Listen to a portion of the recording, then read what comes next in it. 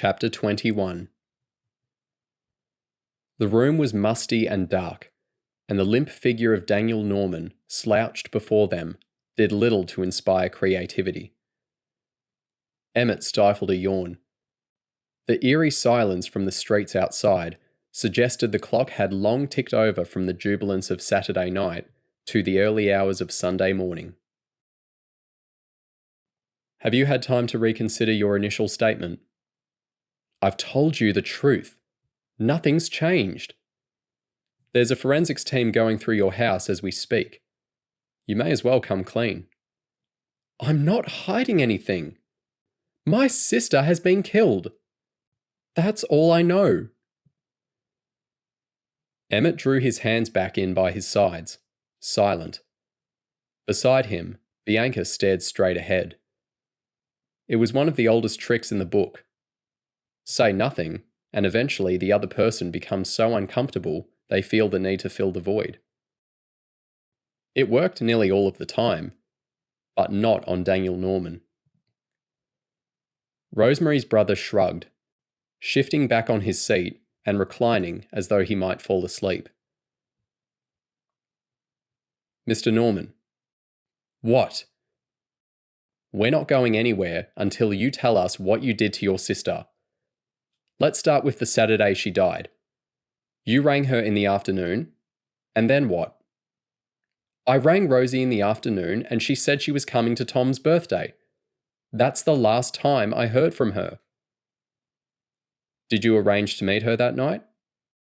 No. Did you have someone else meet her? No. Was there a reason you wanted her dead? I didn't want her dead. Why would I suddenly decide to kill my sister? Emmett paused. In truth, this was something he was still grappling to understand himself. What had made Daniel snap? Why now? Can you explain how the women's jewellery ended up in your brother's bedroom? Bianca asked. No. Can you think of anyone else who might have put the jewellery there? No. Who visits your brother most frequently? I do. And who would have had access to his room? Only me, Rosie, or the staff, I guess. So how did it get there? I don't know. Daniel flailed his arms, the erratic movements reminding Emmett of the way Tom had so hopelessly been trying to communicate. He was certain the younger brother knew who'd put the jewellery in his drawer. Who had he seen? Mr. Norman, did you ever notice anything moved around your brother's room? Anything that suggested someone else might have been there? Daniel shook his head. Not really, but it's hard to say. Stuff is always being moved because of all the different carers who come and go. Sometimes when I visit, there are flowers in vases or different pictures displayed. There was one nurse who insisted on hanging all these religious images around the room, and I asked the managers to take those out. Our family wasn't into that sort of stuff. Okay, but nothing to suggest he'd had any other guests? Daniel pulled a face. That pastor frame was new, but I assumed one of the carers had just unpacked it for him. They go through his belongings every few weeks and put out bits of old memorabilia. Apparently that helps his mental stimulation, talking through memories. Pastor frame? Emmett had a vague recollection of seeing an unusual homemade frame. Yeah, it was on his bedside table when I first noticed it, but I think it might have been moved somewhere else now. That was the gold frame that had the photo of you and Tom in it. Not me and Tom, no. Daniel scoffed, as though that should have been obvious. That was a picture of him with one of his old school friends. Weird little kid. Can't remember his name. I thought it was a bit odd that the carers had chosen that one. I don't remember ever seeing it before, but he's got a heap of old junk in those boxes under the bed, and every time I've suggested clearing stuff out, he gets upset with me. So I've left it all. Emmett's skin tingled. A school friend? I wasn't under the impression that Tom kept in touch with any former acquaintances. Daniel snorted. Of course he doesn't. How could he? After further, fruitless attempts at getting information out of Rosemary's brother, they left him to the care of the custody warden. I think he's telling the truth, Emmett whispered, as soon as they were outside the interview room. And there was someone else who visited Tom Norman earlier this month. I remember seeing a name in the visitor book. That was July 10th, the same day Rosemary went in to see him, Bianca confirmed. But I think Daniel's just deflecting. Emmett frowned. Well, either way, I'm going to get Williams and Carter to head to the nursing home as early as they can this morning. He leant against a wall, unsure if it was the lack of sleep or the raging certainty that they'd missed something that was now making him feel so giddy. If someone else has been visiting Tom Norman, we need to know about it.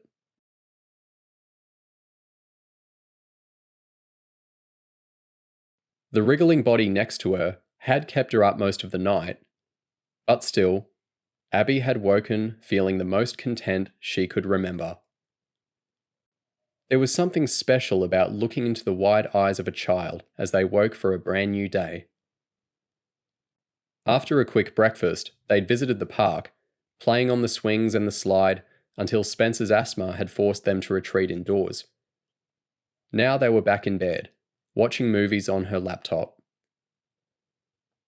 I love you. She whispered the words while gently stroking his head, relishing the softness of his curls on her fingers. Reaching across to her iPad, Abby leant back, intent on searching through finance graduate positions. Her son had other ideas. Do you have games on that? He asked, tugging at Abby's sleeve. Aren't you watching your movie? I want to play on that. Spencer tugged her sleeve harder, and Abby laughed. Okay, suit yourself. After helping her son download his chosen game, Abby watched in amazement as he deftly began navigating his way around an animated racetrack. How do you know how to play that? She asked, knowing he was rarely allowed on any electronic devices whatsoever. Spencer didn't respond. Letting him play, Abby flipped distractedly through her phone. Her heart sank as she discovered a curt text message from her mother, informing her that not only was she responsible for getting Spencer to his school by 8:30 a.m. the following day, but she'd also be required to attend his parent-teacher interviews that evening. Parent-teacher interviews? Her chest tightened. She had bad memories of those nights, when her own mother had sat in that dark school hall, apologetically nodding as her teachers had listed everything wrong with her. A poor learner, disengaged, unable to follow instructions, unwilling to comply with school policies. And yet, look at her now. Abby sat up straighter. A finance graduate, an intern at one of the largest companies in the city, and in a relationship with a great new man. She grinned, her blood rushing as she pictured herself snuggling into Marcus, the heavy aroma as she nestled into his neck. I'm hungry, Spencer suddenly announced without looking up. Fine. Abby reluctantly levered herself off the bed. I'll make us some food. But as she sized up the few options in her kitchen, she realised that was easier said than done. Her cupboards were virtually empty. Never mind.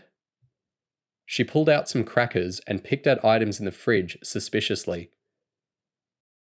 There was some cheese that didn't seem too bad, if she just trimmed that bit of mould off the corner, and some cherry tomatoes that were hanging on to life in the bottom of her vegetable drawer.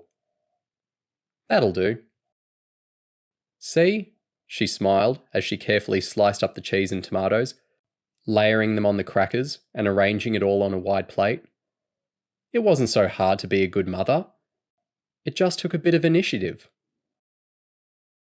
Come and get it, she called out. There was no reply.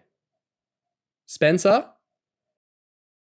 She walked back into her room, finding her son still utterly captivated by the game. You need to put that down now and have some lunch. Spencer ignored her. Come on. She pulled the device away, waving the plate of crackers in front of him. They're yummy. Her son looked from the iPad to the snacks, his face like thunder. Yuck! He thrust the plate back towards her. I hate tomatoes. Okay, well, we can pick them off. Don't want to. Abby parked the plate carefully on the bed, just within his little arm's reach. She wasn't sure what to do. Why don't you just try one? You'll love it. I hate it here. I want to go home. It's okay.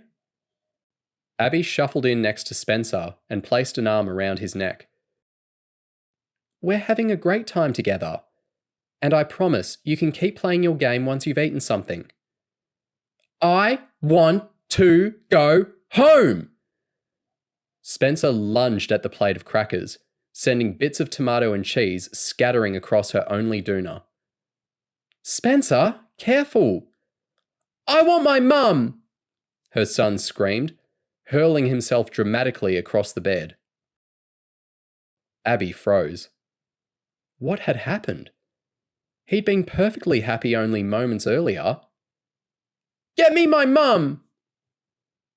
The screams got worse, and she watched as he writhed around on the mattress. That's enough now, Spencer. She tried pinning the hysterical boy down. He wiggled free. I hate you! You made me miss my concert! And you made my mum cry! Abby slid off the bed, watching the sobbing boy helplessly. Here. She finally shoved the iPad back in his face. He took the device grudgingly, whimpering breathlessly as he returned to his game. She left him slumped against her pillow, surrounded by broken crackers, cheese, and tomato.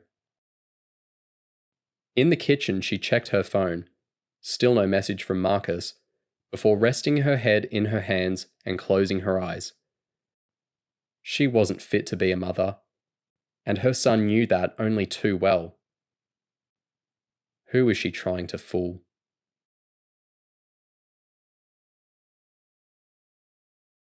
Thank you so much for looking after him. I won't be too late. Cindy waved at her friend Susan from the car window. She'd gratefully agreed to Nicholas having a play date that afternoon, giving her time to rest up at home and to see Michael. Not that meeting her tutor had been the priority, Cindy reminded herself as she drove off, leaving her little son and good friend Jake in the rear mirror. She'd been battling some kind of illness ever since Friday, the headache that had plagued her all day at work deteriorating into a sore throat, runny nose, and a hopeless lack of energy. She desperately needed a day to herself to recover, and when Michael's message had come through early that morning asking to meet urgently, she decided it only made sense to combine the two activities. Humming along Spencer Street towards the city, she passed the new police headquarters and waved at the many windows, imagining her husband somewhere up there, working furiously.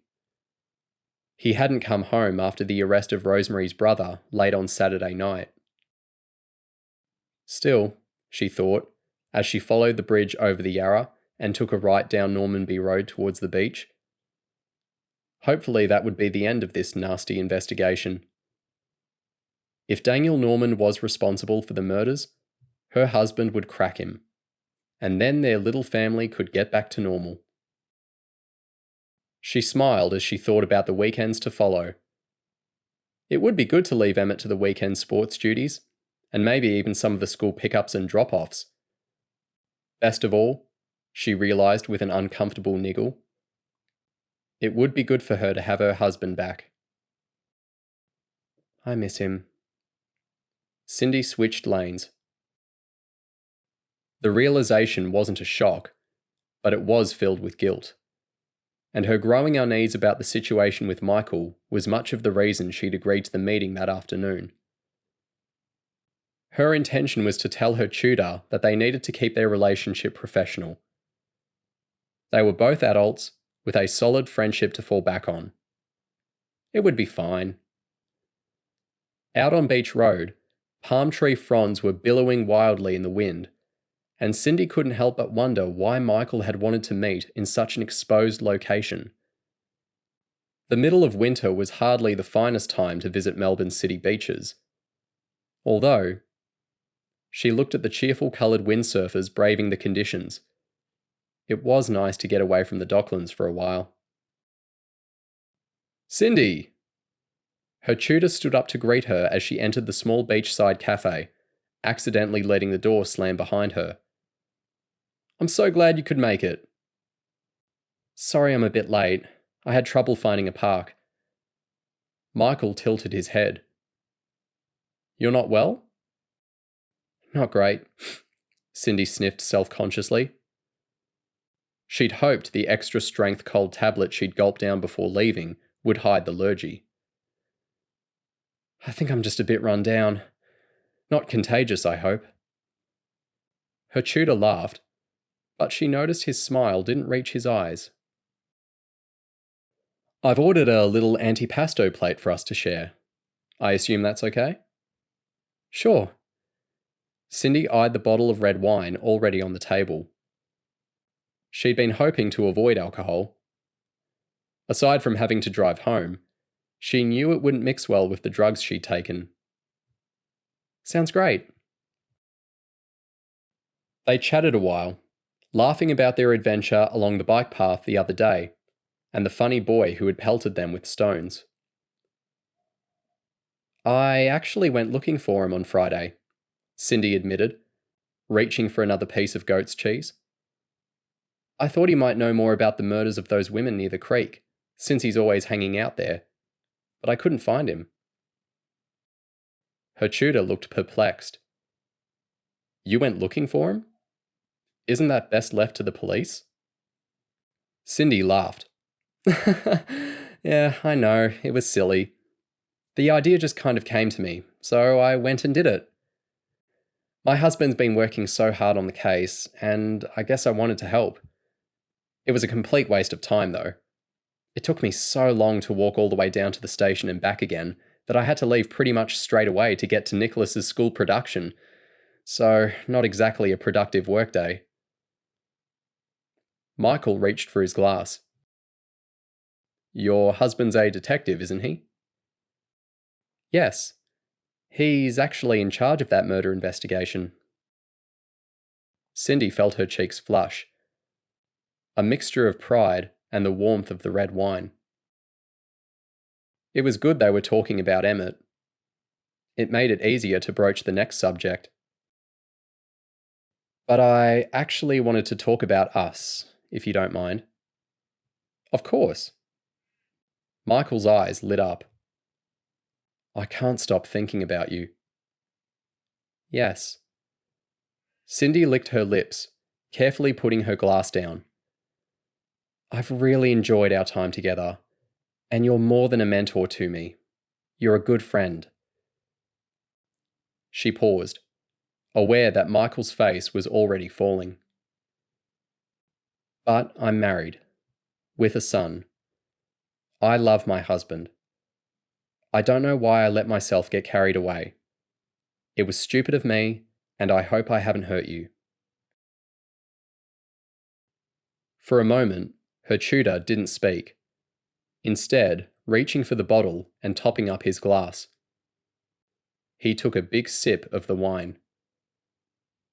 That's very disappointing to hear, he eventually murmured. I thought we had something special. But, of course, I respect your decision. Thank you. And I hope we can continue to meet up and discuss ideas and be friends. Absolutely. Michael drank again. They awkwardly picked at the rest of the platter, and Cindy was relieved when her tutor called the waiter over for the check. Can I? She pulled her wallet out. Don't be silly. Michael had already retrieved several notes. Happy their meeting had gone as well as it could have, Cindy gave him a quick squeeze out the front of the cafe. I still love hanging out with you, she whispered. You're not going yet? Michael looked surprised. I thought you might want to join me for a wander along the beach. The St. Kilda foreshore has some beautiful locations for photos. And, as you said, I do want to stay friends.